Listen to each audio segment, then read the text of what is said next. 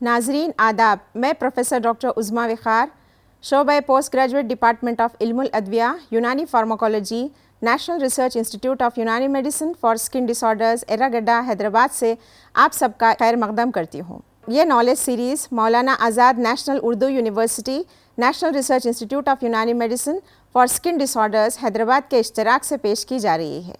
इस knowledge series में आइए हम आज गुफ्तगू करेंगे औरतों में लाहक होने वाले सबसे कॉमन डिसऑर्डर ल्यूकोरिया यानी वाइट डिस्चार्ज पर।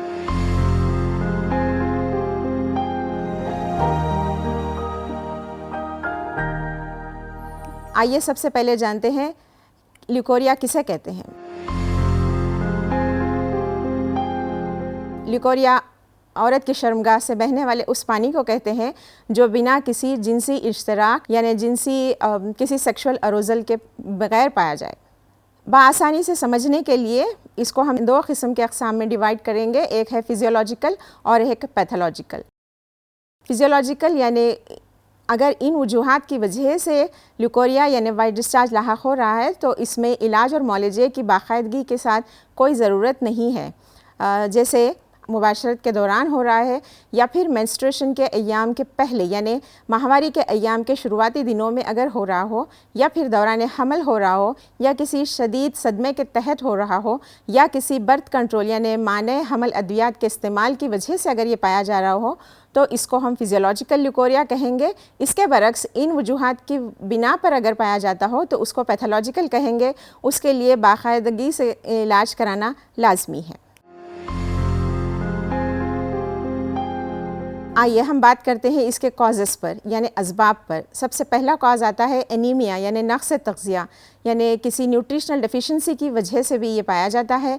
फिर कई तरह के इन्फेक्शंस होते हैं जिसकी वजह से ये पाया जाता है, जैसे कि बैक्टीरियल वेजिनोसिस, कैंडिडियासिस, ट्राइकोमोनियासिस, या कुछ सेकेंडरी इन्फेक्शंस, सर्विसाइटिस, एंडोमेट्राइटिस, या मर्ज़ ज़ियाबतीस यानी डायबिटीज़ जिसे हम कहते हैं उसकी वजह से भी, या जेनिटल मैलिग्नेंसीज़ की वजह से, वेजाइनल एट्रोफीज़ और फॉरेन बॉडीज़ की वजह से भी, अपने मेल पार्टनर के कॉन्डम्स वगैरह के इस्तेमाल से, या फिर टैम्पून्स वगैरह के महबल के अंदर यानी वेजाइना के अंदर रिटेन हो जाने की वजह से भी ये ल्यूकोरिया पाया जाता है। इसके कॉजेज़ अकॉर्डिंग टू एज यानी उम्र के एतबार से भी ये ल्यूकोरिया पाया जाता है। जैसे अगर छोटी लड़कियों में यानी सिन बलूगत को पहुँचने से पहले वाली लड़कियों में अगर ल्यूकोरिया पाया जाए तो उसकी वजह वॉर्म इन्फेस्टेशन हो सकती है।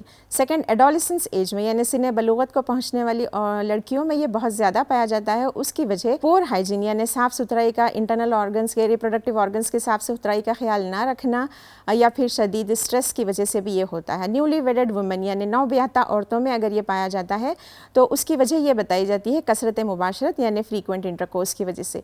मल्टीपेरेस वुमेन यानी ज़्यादा बच्चे पैदा करने वाली औरतों में अगर ये पाया जाए तो उसकी वजूहात सर्वाइकल इरोजन्स या ज़्यादा प्रेगनेंसीज़ बताई जाती है। मेनोपॉज़ल वुमेन में अगर ये ल्यूकोरिया ज़्यादा पाया जाता है तो ये शदीद परेशानी की बात है। इसमें फ़ौरन तबीबा के साथ रुजू करके इसका बाकायदगी के साथ इलाज कराना चाहिए, क्योंकि ये बसा औक़ात सर्वाइकल कैंसर की तरफ भी निशानदेही करता है। इसके बाद में हम देखेंगे इसके अलामात यानी वो कौन सी परेशानियाँ, कौन सी दिक्कतें होती हैं जिसकी वजह से पेशेंट को प्रॉब्लम होती है।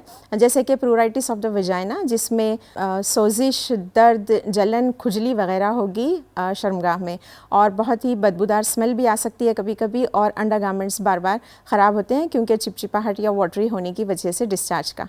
दूसरी होती है जब ये मर्ज़ ज़्यादा अपनी शिद्दत को पहुँच जाता है तो फिर डिस्परियूनिया की कैफियत भी होती है, यानी शादीशुदा औरतों में दौरान मुबाशरत निचली पेट में बहुत दर्द हो सकता है। इसके अलावा अब हम देखेंगे इसके कलर और इसकी कंसिस्टेंसी और स्मेल, यानी इसकी रंगत और इसकी रिखत और इसकी बू के एतबार से भी इसकी कई टाइप्स बताए गए हैं। जैसे ये डिस्चार्ज वाइटिश भी हो सकता है और येलोइश भी हो सकता है।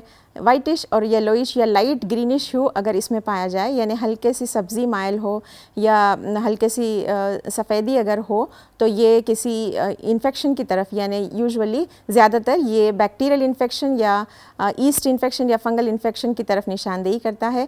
ब्राउनिश या माइल्डली अगर रेडिश हो तो ये इस बात की निशानदेही हो सकती है कि पिछले माह की जो माहवारी का खून की वजह से हो गई हो। और इसके कंसिस्टेंसी के एतबार से ये वाटरी भी हो सकता है, यानी बिल्कुल पानी नुमा बिना रिखत लिए हुए, या फिर विस्कस यानी चिपचिपा, और ये थिक भी हो सकता है, कुछ गाढ़ा सा, और कभी कभी ये कर्डी थिक भी होता है, यानी बिल्कुल दही जैसा कर्डी थिक होता है। अगर ये वाटरी है तो आमतौर पे ये इन्फेक्टिव नहीं होता, और अगर विस्कस या थिक हो रहा है तो ये किसी न किसी इन्फेक्शन की निशानदेही करता है। और कर्डी थिक आमतौर पर फंगल इन्फेक्शन के ईस्ट के बहुत ज़्यादा पैदा होने की वजह से ये कर्डी थिक बन जाता है।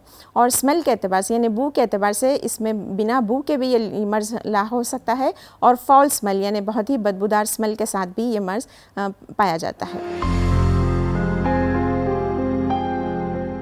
इसके अलावा इसके कॉम्प्लिकेशंस, मतलब इससे पैदा होने वाले कॉम्प्लिकेशंस जो होते हैं जब ये मर्ज़ मुज़मिन हो जाता है यानी पुराना हो जाता है और खातिर खा इसका इलाज ना किया जाए तो फिर ये रिप्रोडक्टिव ट्रैक्ट इन्फेक्शंस की तरफ ले जाता है। और जब ये रिप्रोडक्टिव इन्फेक्शंस बहुत ज़्यादा बढ़ जाते हैं तो फिर ये इन्फेक्शन अंदरूनी आज़ा में पहुँच सकता है, जैसे कि ओवरीज़ है, यूट्रस है, फैलोपियन ट्यूब्स है, पेल्विक कैविटी है, तो जिसको हम पेल्विक इन्फ्लेमेटरी डिजीज़ कहेंगे, जिसमें पेशेंट को निचले पेट में दर्द रहेगा, हल्की हल्की सर्दी रहेगी, जाड़ा भी हो सकता है, बुखार भी हो सकता है, लोअर एब्डोमिनल पेन इसका एक और फीचर हो सकता है।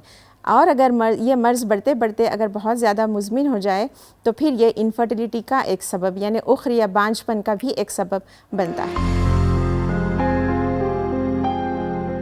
इसके अलावा अब हम बात करेंगे इसकी डायग्नोसिस किस तरह से की जाती है, मतलब इसकी तशख़ीस के लिए कौन से टेस्ट होते हैं जो आपकी हेल्थ केयर प्रोवाइडर कराती है, जैसे कि पेट फिल्म टेस्ट और KOH टेस्ट। ये टेस्ट कराए जाते हैं इन्फेक्शंस को रूल आउट करने के लिए, बैक्टीरियल इन्फेक्शंस है या फिर कोई फंगल इन्फेक्शन है। इसके अलावा वेजाइनल स्वैब टेस्ट भी किया जाता है कल्चर एंड सेंसिटिविटी के साथ, यानी कौन से जरसूमे की वजह से ये मर्ज़ पाया जा रहा है और इसमें कौन सी दवाइयाँ हैं जो शाफ़े होंगी और कौन सी दवाएं हैं जो कारगर साबित नहीं होंगी। इसके अलावा अगर सर्वाइकल कैंसर की का अंदेशा अगर हो तो एक पैप स्मीयर टेस्ट कराया जाता है, यानी ये वेजाइना का स्वैब नहीं बल्कि सर्वाइकल का स्वैब निकाल कर इसको टेस्ट कराया जाता है, जिसको हम पैप स्मीयर टेस्ट कहते हैं।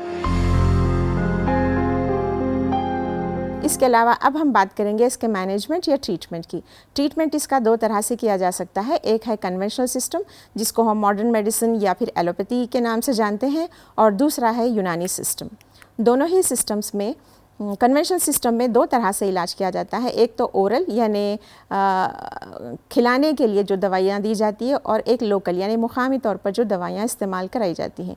दोनों ही तौर पर यानी ओरल में भी और लोकल में भी एंटीबायोटिक्स और एंटी फंगल एजेंट्स का इस्तेमाल कराया जाता है मॉडर्न सिस्टम में। उसके कुछ साइड इफ़ेक्ट्स भी हो सकते हैं और अक्सर ये मर्ज़ रिकरेंट भी होता है, यानी एक बार इलाज हो जाने के बाद में उम्र के किसी पड़ाव पर फिर से ये रिकरेंट हो सकता है। उस वक्त ये दवाइयाँ रेजिस्टेंस भी पैदा करती हैं। ये मॉडर्न सिस्टम के ट्रीटमेंट का एक लिमिटेशन है, जिसकी वजह से हम ये तजवीज़ करेंगे कि यूनानी ट्रीटमेंट इसमें ज़्यादा मौसर साबित होगा। और यूनानी ट्रीटमेंट इस मर्ज़ में हम तीन तरह से कर सकते हैं, एक है बिलाज बिद दवा यानी दवाइयों के ज़रिए से, और एक है इलाज बिल ग़िज़ा यानी ग़िज़ाओं के ज़रिए से, और एक है रेजिमिनल थेरापी यानी कुछ ऐसे तदाबीर अख्तियार करे जाएं जिससे मर्ज़ में इफ़ाक़ा हो। सबसे पहले हम बात करेंगे इलाज बिद दवा। इलाज बिद दवा यूनानी सिस्टम में भी दो तरह से किया जाता है, एक तो कुछ खिलाने वाली अद्वियात होती हैं जिसको हम ओरल ट्रीटमेंट कहेंगे, और एक दूसरा होता है लोकल ट्रीटमेंट। ओरल ट्रीटमेंट में सबसे मशहूर और मारूफ दवाएँ होती हैं जो काफ़ी इफ़ादियत रखती हैं इस मर्ज़ में, वो है माजून मोचरस, माजून मुखव्वी रहम, सफ़ूफ़ सैलानुर रहम, हब्ब मरवारी, कुश्ता खलई, माजून सुहागसोन और खुर्स तबाशीर बारिद, और एक दूसरा तरीक़ा है लोकली ट्रीटमेंट यानी हुमूल, फर्जजा, डूश और मरहम दाखिलून। लोकल ट्रीटमेंट सिर्फ उन औरतों में किया जाता है जो शादीशुदा होती हैं, गैर शादीशुदा औरतों में सिर्फ ओरली दवाएं इस्तेमाल कराई जाती हैं। इसके अलावा हम बात करेंगे इलाज बिल ग़िज़ा।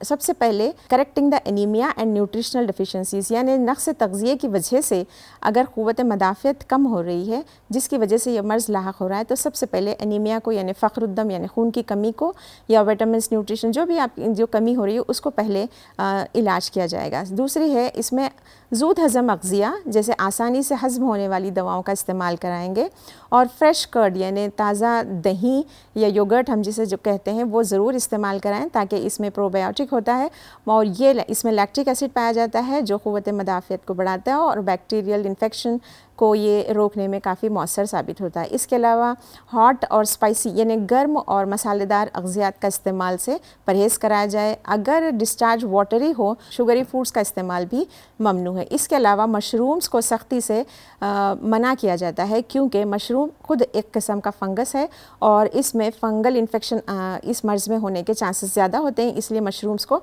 बिलखुसूस रोका जाता है। दूसरे है प्लेंटी ऑफ वाटर का पानी की वाफर मकदार में इस्तेमाल कराना, ताकि टॉक्सिक मैटर यूट्रस की तरफ से बाहर हो जाए।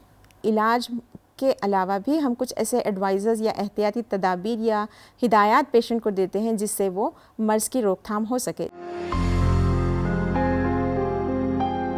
अपने जेनिटल ऑर्गन्स की सफाई का बहुत ख़ास ख्याल रखें। इसके अलावा इम्यूनिटी को इम्प्रूव रखें और अपने आप को स्ट्रेस फ्री रखें। नाज़रीन, आज के इस नॉलेज सीरीज़ में फ़िलहाल इतना ही। आइंदा किसी और मौजू पर गुफ्तगू होगी, तब तक के लिए दीजिए इजाज़त। आदाब।